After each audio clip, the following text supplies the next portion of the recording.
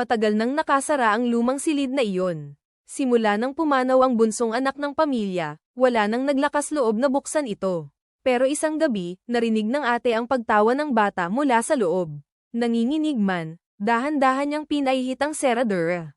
At sa pagpasok niya, nakita niyang nakaupo sa kama ang kapatid niyang matagal nang nakahimlay. Mapatla, ngumiti, at bumulong. Ate, halika na, maglaro pa tayo. Pero alam ng ate, 1 taon nang patay ang kanyang kapatid. 1 taon na mula nang pumanaw si Maria, isang mapagmahal na ina. Ngunit isang gabi, isang liham ang dumating sa kanilang bahay, nakapangalan sa kanyang anak na si Daniel. Imposible, dahil matagal nang nakalibing si Maria. Ngunit malinaw ang sulat kamay, pamilyar, mahigpit, puno ng pagmamahal.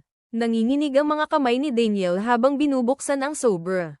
Unti-unting lumabas ang mga salita. At kung binabasa mo ito, ibig sabihin ay hindi mo pa rin ako nakakalimutan. Huwag kang matakot, lagi kitang minamasdan, lagi kitang ginagabayan. Napaluha si Daniel habang naririnig sa kanyang isipan ang tinig ng ina, malambing, pamilyar, parang bulong mula sa kabilang buhay.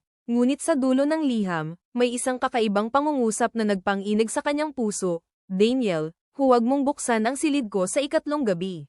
Dahil nandoon pa rin ako. Dumating ang 3 gabi. Tahimik ang buong bahay.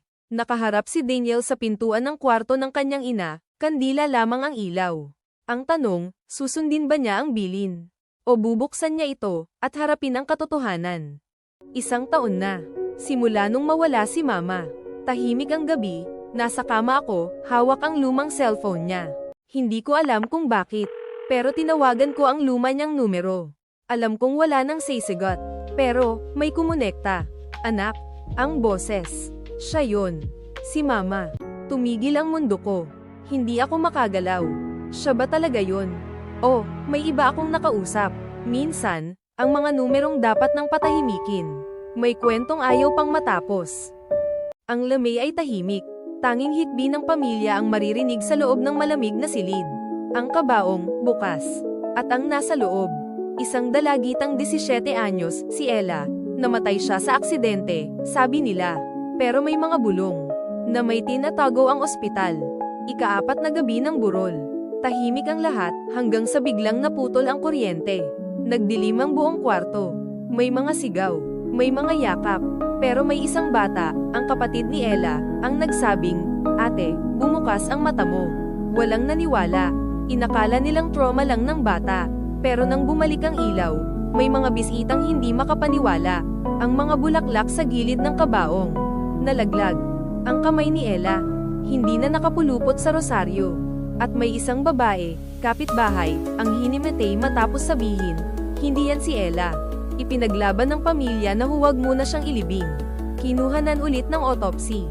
Ang resulta, wala siyang sugat, wala ring ebidensyang na aksidente siya. At ang katawan, tila walang amoy ng pagkabulok. Minsan, ang katahimikan ng lamay. May tinig na gustong sumigaw. Hindi lahat ng inilibing, handang lumisan. A teenage girl misses her mother who died a year ago. One night, she dials her mom's old number, not expecting anything. But the call connects, and a woman answers. Anak, shocked and scared, the girl hears the same voice, soft, familiar, trembling. Is it grief?